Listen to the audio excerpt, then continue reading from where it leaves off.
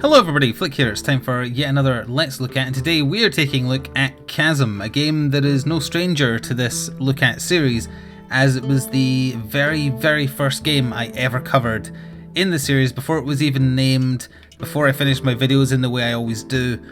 I've covered the Kickstarter demo for Chasm, and that was just over 5 years ago now. It was the start of May, I believe. So yeah, just over. And it's been a long time coming, but it has finally released on Steam, and I have been playing the full version for my live stream audience over a couple of play sessions. I'm sitting at about 4 hours, roughly. We're going to jump into my save file in progress, but I am just going to revisit old areas, so you're not going to see any kind of late game area. We'll jump in, yeah, like 3 hours. Actually, that is weird. Hang on, let me just check my playtime on Steam. That is 3 hours. I've done 2 play sessions of this on stream, and each section would be 2 hours, so I'm a little weirded out by that playtime, but I have died a couple of times and that loses progress, so I think that's probably where the discrepancy lies.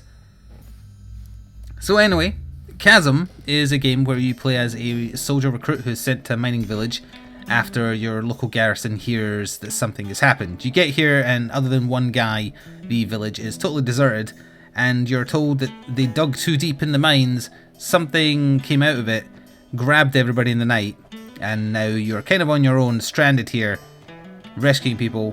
What, you're trying to do your best Andre of Astora impersonation? And you have to go down, pardon me, deeper and deeper, rescuing people as you go, trying to find the source of the problem and solve it. In terms of visuals, it hasn't really changed much since the Kickstarter demo. If you remember that video, don't watch it. I rewatched it just before Chasm released. It was much worse back then. The visual style hasn't really changed much. I don't know if it had this weird motion blur on the character you play as. I hate it, and I wish there was a way to turn it off. I don't think it had it. But in general, been putting a lot of time into Chasm. I have some very mixed feelings about it, sadly. I am going to try and put my feelings aside based on how long it took to make. But let's jump in. We'll just explore the first area of the game. I'm going to be one-shotting everything because I've leveled up, but we'll talk a bit more about the inventory once I've kind of shown off the gameplay. I can't remember now if the Kickstarter demo was procedurally generated. I think it was, maybe it was the same layout every time. Either way, one of the game's draws is that when you start a game, in fact I might be able to show you here. Does it say the seed anywhere? Yeah, down there in the bottom right. When you start the game, you generate a seed similarly to a roguelike, and what that is doing is procedurally stitching together the rooms which branch all the important rooms. So certain items are going to be in certain places, bosses are going to be in the same place, story progression rooms are going to be in the same place, but the rooms that are connecting them are randomized from the pool available. So if you get a different seed to me, you will very likely have a different stitch together of these rooms I'm exploring, whereas if you put in the same one manually, you're going to have the exact same layout that I've had. I just used the default. I'm not sure if the default seed is the same every time or not. So it's technically procedurally generated. The rooms are stitched together from a pool similarly to something like Isaac. It just kind of draws from a pool of combined rooms to create generate a floor for you. It's like that, but all the important stuff is where it should be. I'm using the 360 controller. I have not tested mouse and keyboard controls, so I honestly can't tell you what it's like. A is jump, X is attack, B is magic attack, which I have upgraded, so now I'm throwing 2 throwing knives. And then Y is a backdash, which I have found absolutely no use for at all, because there's a very weird thing where there's a delay between finishing an attack and being able to dash. So, although I'm noticing with I think I'm using a rapier right now, maybe that's why. No, a cutlass. Maybe it's because I'm using a faster sword. There isn't as much a delay as certain weapons, but there is that like split second. I'm pressing the buttons immediately one after the other, and that time I press it too fast. There's a delay with the backdash. I have not found a single enemy, whoops, that I've been able to use the backdash effectively on. It doesn't seem relevant. And I am going to be talking about a lot of things that kind of bother me with Chasm. It's not just from a place of like, wow, this took 5 years, it doesn't feel any different to the Kickstarter demo I played before. There is a little bit of that, but honestly, I was pontificating about this on Twitter after the second play session we had of Chasm on the stream.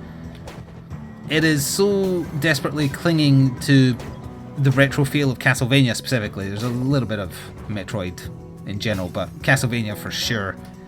it's clinging to that without realising that not everything Castlevania did, especially the very early Castlevanias, they weren't stylistic choices. Not everything was, some things were, but not everything was. There was a lot of things which were limitations of the hardware, limitations of the software, limitations of creativity. Not everything was good. Like, not everything that is retro is good. That's important to remember. And I know it's going to be people rolling their eyes at me going off on how good Hollow Knight is again. But Hollow Knight did the fantastic thing of holding on to what made Metroidvanias interesting as a game type, while also modernising the things that needed to be modernised. The combat in Hollow Knight is fantastic because it flows so much better. You don't feel like you're getting screwed over by controls.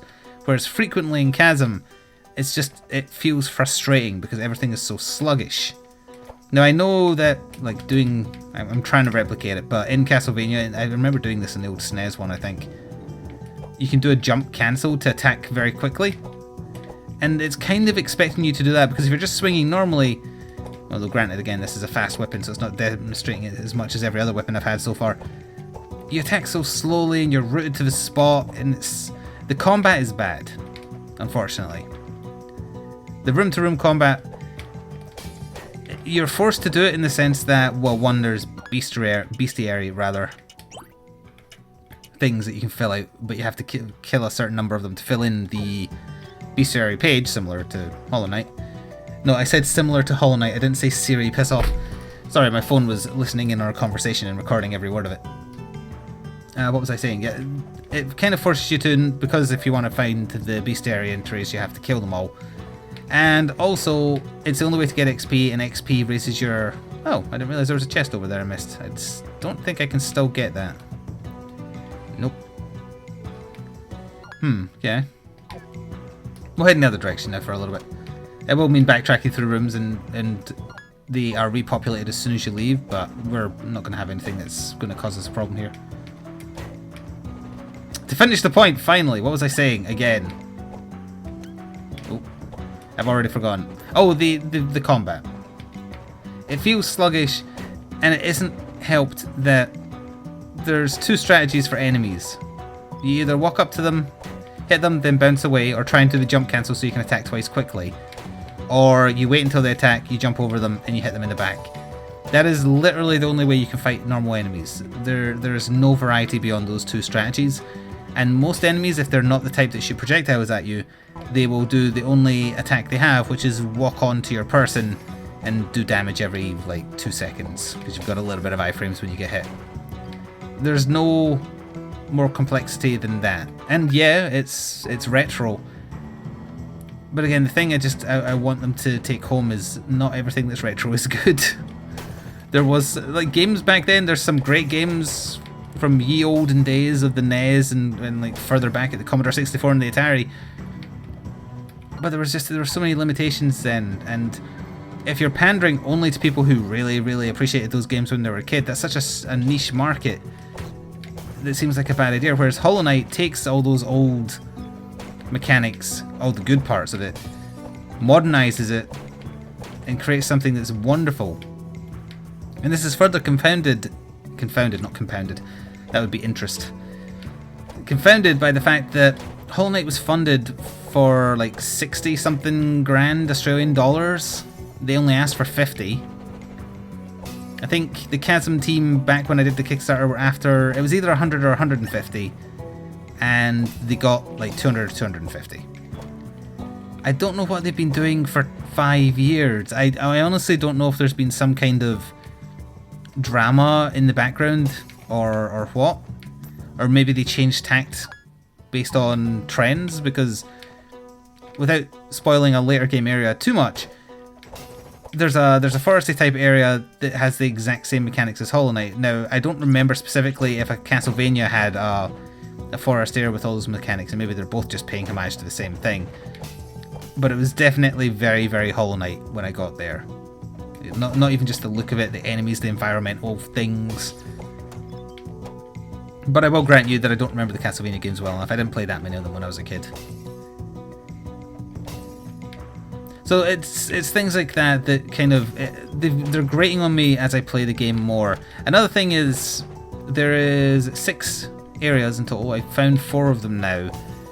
I'm about almost exactly halfway through the game, which you will have been able to see actually when I load up my save file because it tells you a percentage completion.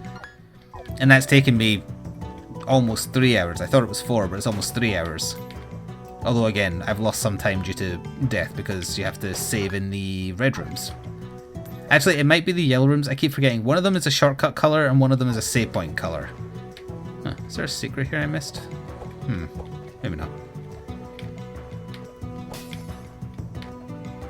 So, it took 5 years. It doesn't feel any different to the build I played back then. And again, I watched the video I made back then to just double check. I don't know where the time went. Like, why did this take so long? The game appears to be 6 hours-ish. I'm curious if I can actually get up here into something I've missed in the top right corner before. I don't have any kind of extended jump, so probably not. Nah. Even if I made it to that platform, it looks like I need something else to get up there. I assume you get a high jump at some point, or like a proper wall grab. And this is a save room. Yeah, this is what save rooms look like. I might as well just save because it restores your health. You get a game over if you die, so you definitely have to try and save regularly, especially if you're making progress, because otherwise you do lose your time. I haven't lost much. Maybe like 5 minutes here or there in the odd life. But on Steam, Chasm is sitting on mixed at the time of recording, 65% positive. Going by how people tend to rate games these days, like a 6.5 let's call it. I won't go that way because it uses a skill I've unlocked. I'd say that's fair on my own personal rating scheme, which doesn't count like 7 out of 10 is normal. I'd say like a 5 out of 10 would probably be fair.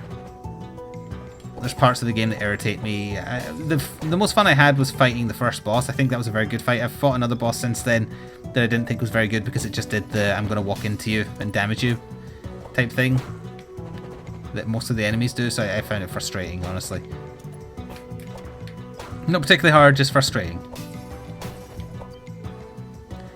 And as much as I'm trying to resist disappointment being the theme here, I can't help but be disappointed because I was waiting so long. I had good first impressions of the Kickstarter demo because I looked at that as like, it was proof of concept. It was, yeah, it's going to be this, but we're going to build on it. We're going to do something amazing. That's another thing, again, to reference Hollow Knight. Hollow Knight was turned out in 3 years on PC, or was it 2 years on PC and 3 on console? I've forgotten now. And Team Cherry is only like 7 people. So it's not like they had a massive team either. And I know I don't want it to come across as a tit for tat, but I've said it before and I'll say it again, Hollow Knight has ruined me on a lot of indie games because it is the pinnacle of just love, care and attention and the right amount of respect paid to the source material. So these are shortcuts that I've opened up previously. There's a square down there I haven't filled in. We'll take a quick look at the Catacombs area. I may as well just walk it, I suppose. We'll just fall down this pit. There's no fall damage, although you do get stunned if you fall from too high a height. Only for like a second, though. If you are interested in getting Chasm, it's probably not going to be on its opening week sale by the time you hear this, so it'll be full price at £15.49, which is way too high, unfortunately. I want to forgive the game for so much, but I can't. So that's why I'm saying things like, unfortunately, I think it's overpriced, rather than just saying, hey, I think this is overpriced. Obviously, you're free to make your own decisions. And if you are looking for something that pays unabashed homage, warts and all, to more specifically Castlevania than anything else, honestly, this is the game for you. But I can absolutely understand why some people, including myself, would be either disappointed or just kind of just a general malaise of bleh about the game. It's just, there's not enough here. And that is a great shame. But maybe I'm not the target audience, or maybe Hollow Knight really has ruined everything for me. I'm curious, I think there might be a secret room here that I've missed or something, because it feels like I should have filled in the square and I haven't. I have found secret rooms in the past, and I thought you just kind of walked into them, but I might be wrong. There is a little room down there, you can see it. I wonder how you get to that. You probably go through from the other side. Although I was holding right when I was dropping down the mine shaft. I have a ledge grabbing skill and it's very frustrating because you have to push into the wall. You can't just like grapple and have it be done. You have to hold towards the wall forever. Yeah, there is a secret up here. Oh, there's another chest. So that looks like you do drop in from above. Chests can have equipment in them. It can have jewels for crafting, either upgrading your magic spells or just like literally crafting armor. I wonder if to the left of that switch there's a hidden path I missed. Please don't. I should probably just like kill him so he doesn't end up hitting me. So we can't. No, we have to jump over here and jump from here to get enough height. No, we don't. Or maybe we do. I made this jump. Yeah, there we go.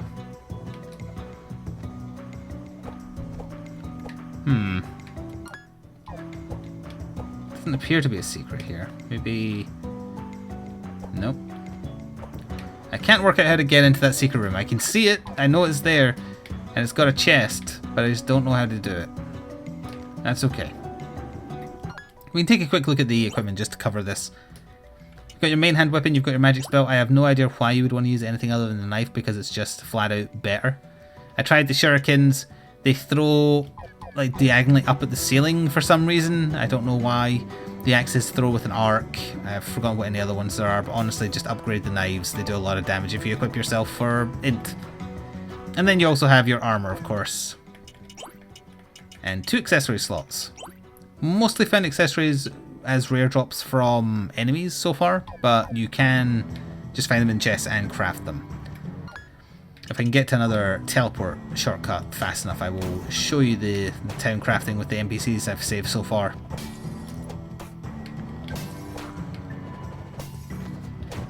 I'm curious if anyone who did play Hollow Knight and just didn't like it for whatever reason would be more at home with something a bit more simplistic like this. And I don't mean that as an insulting way, I just mean the combat is very, very basic by comparison. There's very little need to do anything else other than either just strike a person or do what I just did there, which was just jump over them. And I'm halfway, well, yeah, I'll count myself as halfway through the game because although I've found 4 of the 6 areas, one of the areas I can't fully explore yet because I don't have access, so we'll count it as, that was a Bestiary entry unlocked. We'll count it as that I'm halfway through the game. Enemies look great, like some of the later game enemies, their death animations are fantastic. But the combat doesn't get any more complex than like you bounce over, run back ever so often because you can't let the enemy touch you because it just kind of hugs you and that's how it does damage half the time because it doesn't have any animations. I hate doing videos where look at videos, let's say, where I come across as just being entirely negative. The game looks great, the music is fine. I haven't really, the boss music stands out. Other than that, it's as I remember it. Let's put it that way. But the gameplay is just dated and simplistic. It doesn't feel nearly as fun to move around as Hollow Knight does. If I hadn't have played Hollow Knight since 5 years ago when I first played Chasm, would probably be more positive on it. But I've seen like the gold standard, and that's why I can't help it. I think this is where I want to go, yes.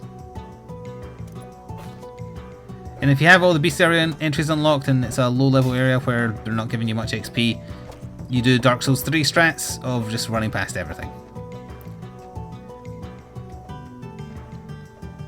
And it's a shame you have to do that. Well, you don't have to do that, but it's a shame you have to do that in the sense that it's because they respawn instantly, it's tedious to always go back.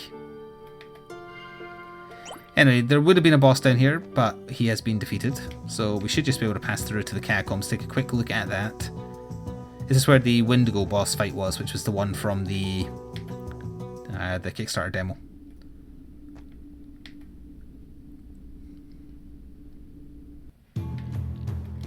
So these are the Catacombs, and as you can see, this is how it's stitched together. Oh, I have 2 entrances to the garden. That makes a lot of sense. I was curious why I felt like I'd already entered the gardens and then I refound another entrance. So it looks like up there is a room I might be able to get through now, because there's something connected to it that I didn't see. So what we can do is, well, I'm not sure how much more I want to show off because I've kind of covered my points. If you do want to see more, I have been uploading my VODs from playing it on stream.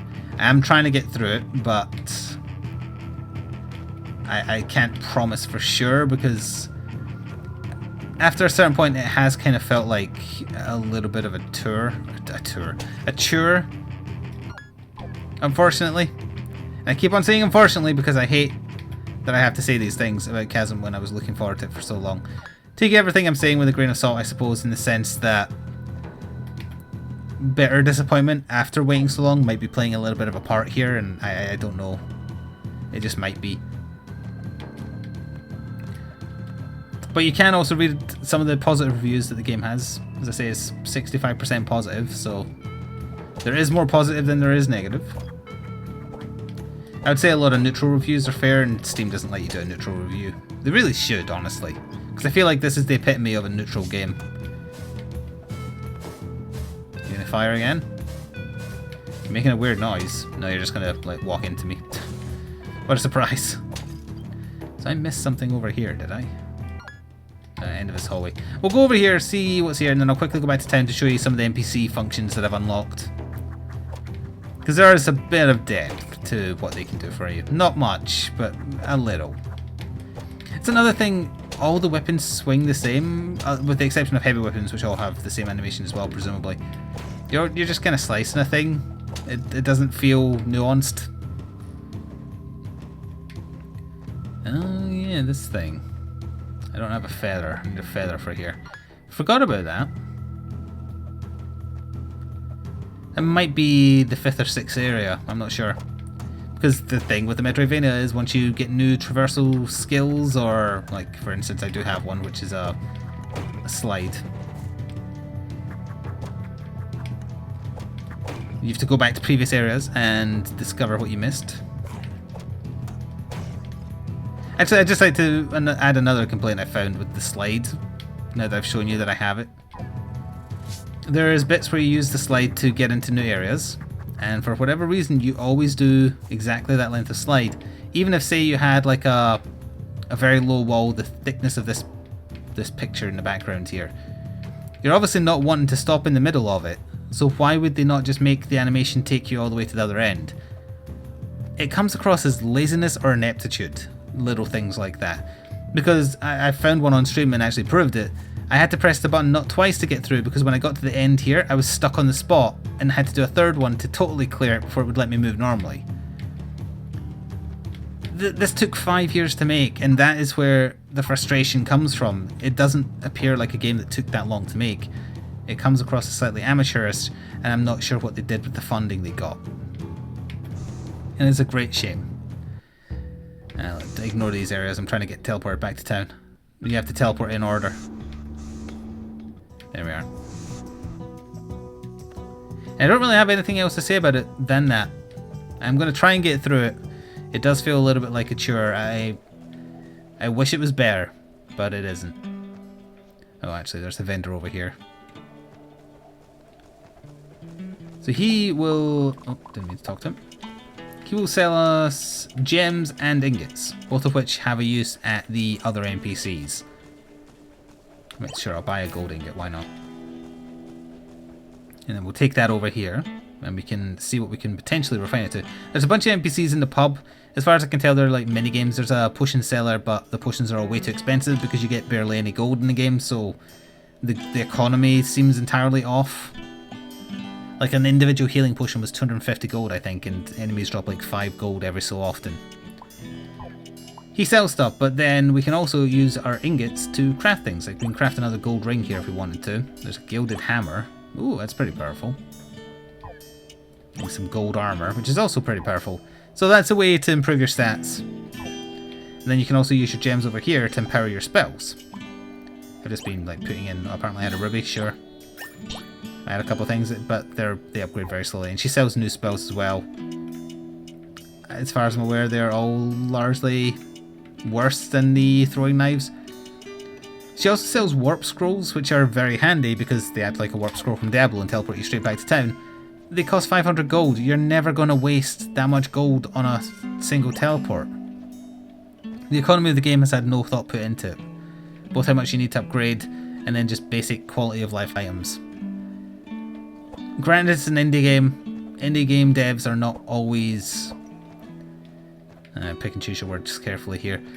They can miss stuff. They don't have the quality assurance that AAA has. And I think Chasm is the prime example of a good idea that's been held back by a mixture of wanting to cling on to every aspect of a retro genre and not putting resources where it should be. Also, if you kind of turn, it looks like my little man here is flipping the bird with his right hand and then his left hand. That kind of feels apt. That's what it's like to play Chasm. It's getting the middle finger from a pixel. You could also argue it was a thumbs up, I suppose, but it looks more like a middle finger. Anyway, if you want to check out Chasm, I will link the Steam store page below. If you want to just see more of it being played, I have got at least a couple of VODs up of playing the first 3 hours or almost 4 hours. Check it out if you're interested. Don't take just my word for it. Read reviews of people who've finished the game or hear some more thoughts from me once I have finished the game for myself. Too expensive and a bit disappointing, but I wanted to come back to it because it's a special game. It's the game that made me start doing Let's Look Ats, and sadly it went this way. Anyway, thanks for watching and I will see you next time. Ta-ta for now.